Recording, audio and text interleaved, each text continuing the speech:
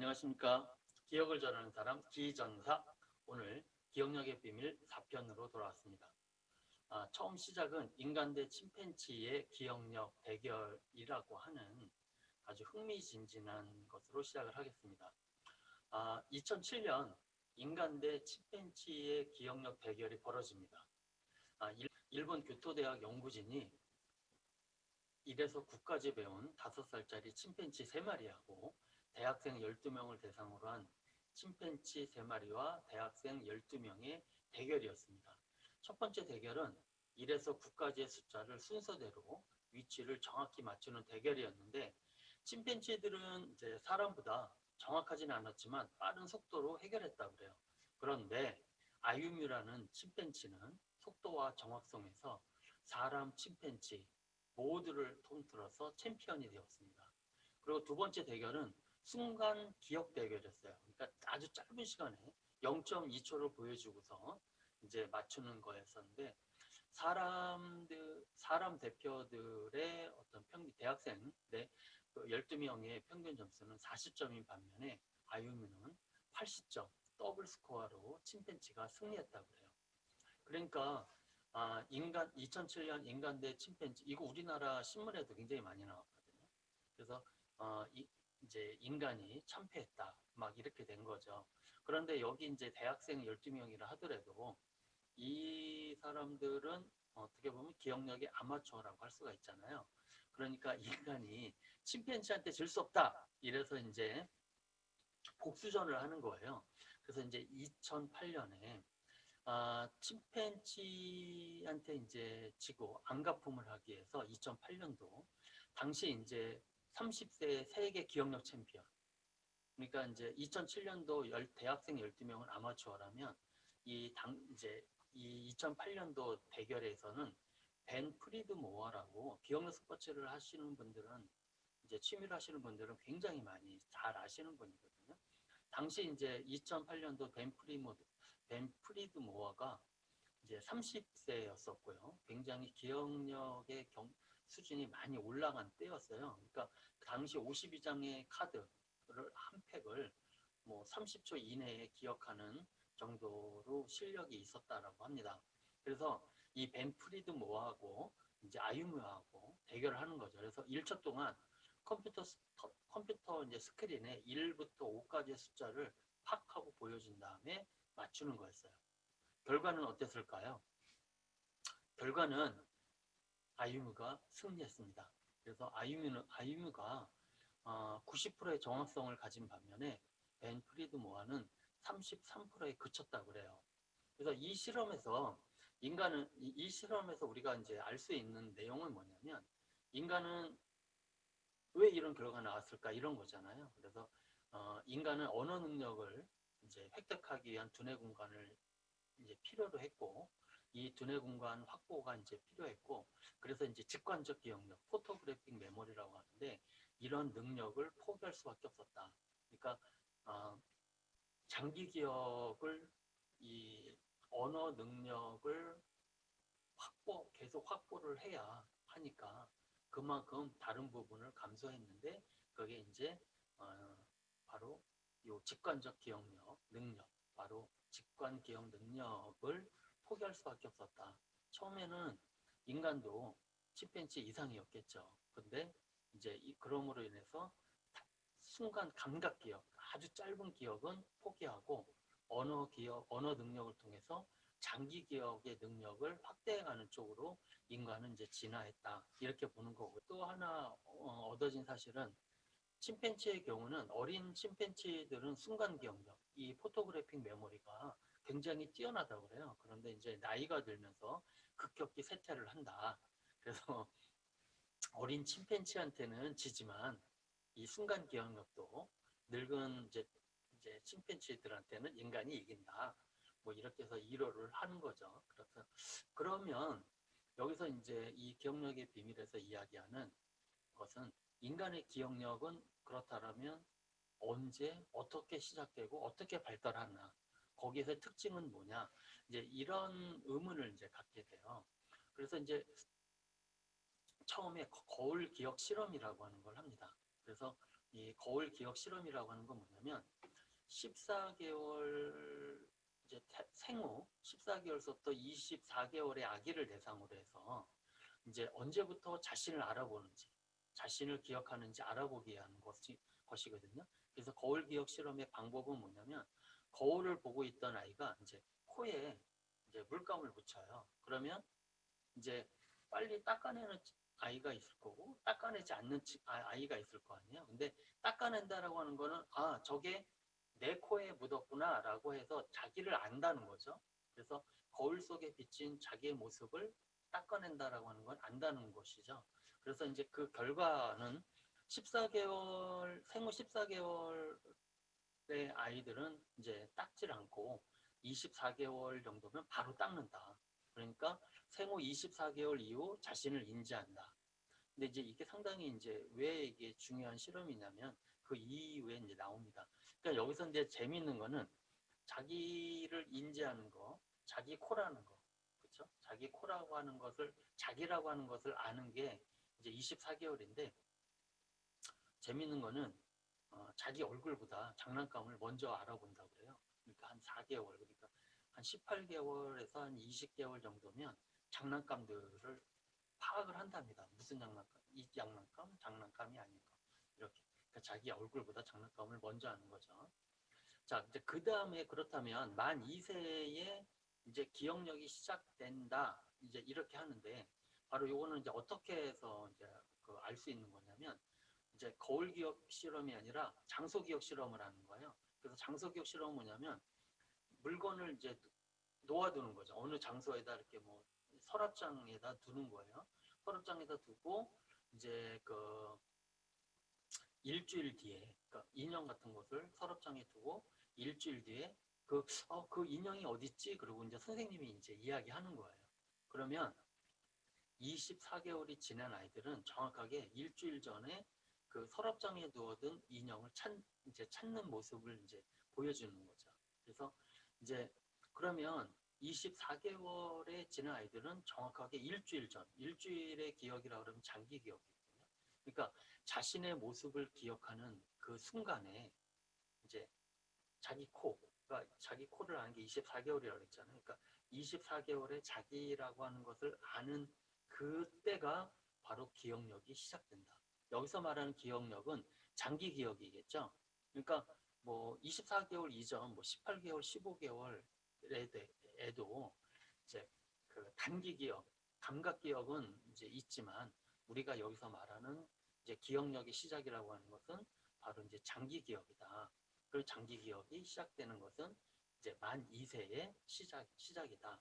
이렇게 이제 하고 있는데 그렇다면 이 기억과 뇌의 발달을 알아보면서 그거에 대한 특성을 이제 한번 살펴보도록 하겠습니다. 인간은 태어날 때 고작 그 두뇌의 무게가, 두뇌 크기가 이제 400g에 불과한 거예요. 그러다가 이제 1년 만에 이 400g이 1kg, 그러니까 2배 이상 커지는 거죠. 1년 만에. 그리고 만 4세 정도에 이제 그 완전히 커진 그 두뇌의 50%까지, 그러니까 태어날 때부터 4세까지 전체 두뇌의 50%가 만들어지는 거니까 폭발적으로 만들어지는 거예요. 그러다가 이제 4세가 지나면 4세에서 8세까지는 이제 30%가 성장하고요.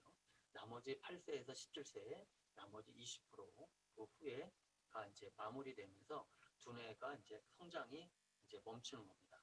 이제 그렇다면 만 4세에 두뇌의 50%가 이제 만들어진다고 그랬잖아요.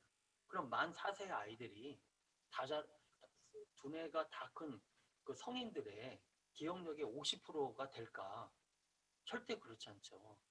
만 4세 아이가 어떻게 기억력이 성인의 50%를 따라와요. 만 4세 아이들은 금방금방 잊어버리잖아요. 얘네들은 특징이 잊어버리는 거거든요. 기억의 특징이 잊어버리는 거예요. 그러니까 이제 그렇지가 않죠.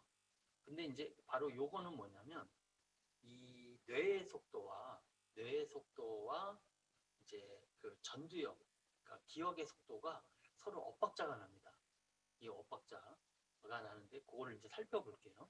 그래서 우리가 말하는 기억력, 여기서 말하는 건 이제 장기 기억인데, 이거 지난 시간에 해마와 관련이 있다 그랬잖아요. 그러나 이제 이 장기, 우리가 기억력이다 그러면 해마가 중요한 역할을 하는데, 사실은 이제 해마와 함께 이 대뇌피질, 우리가 전두엽, 후두엽, 두정엽, 축두엽, 모두 이런 해마와 함께 이런 대뇌피질 사엽이 함께 이제 이렇게 만들어낸 프로젝트이다. 그거 기억이다.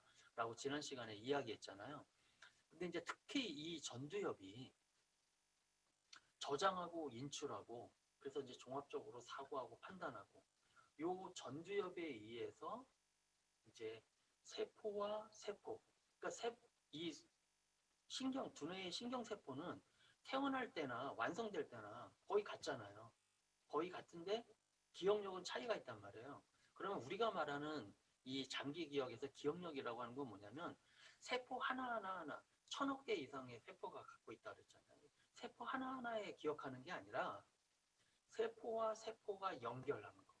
다시 말하면 세포와 세포가 연결, 바로 이거 시냅스라고 하는데, 이런 시냅스가 연결되면서 신경세포망이 이제 만들어지고, 요게 바로 장기 기억화하는 거예요. 그러니까 세포가 있는 거는 그냥 있는 거죠. 조건이 있는 거죠. 근데 기억력이 발달하기 위해서, 기억력이 이제 생기기 위해서는 세포와 세포가 연결하는 신경세포망에 연결이 돼야 장기 기억화한다.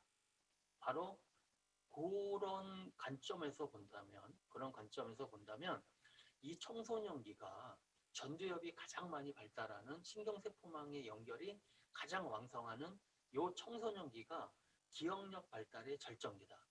자, 정리하면 이런 거예요. 신경세포는 만 4세가 되면 벌써 50%가 이제 만들어진다. 두뇌 세포는 그만큼 처음 태어날 때부터 성인하고 똑같다. 근데 신경세포가 있다고 해서, 많다고 해서 기억력이 만들어지는 거 아니다. 사람의 뇌용량보다, 신경세포보다 더 많은 고래나 이런 것들은 그 사람의 신경세포보다, 두뇌세포보다 더 많아요. 그렇지만 그 기억력이 인간을 따라오지 못하잖아요. 그러니까 세포라고 하는 것은 조건인 것이고, 이것이 인간의 이런 기억력이 만들어지기 위해서는 세포와 세포를 연결해야 되는데, 그 세포와 세포가 연결하는 신경망은 바로 청소년기 이후에 이제 가장 절정기에 따른다.